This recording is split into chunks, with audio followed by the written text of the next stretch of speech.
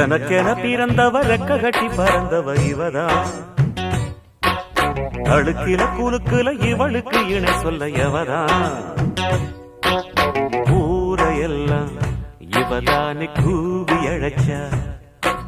ஆசை மாம இவன் தான் பாட்டு படிச்சா. எம்மாடியோ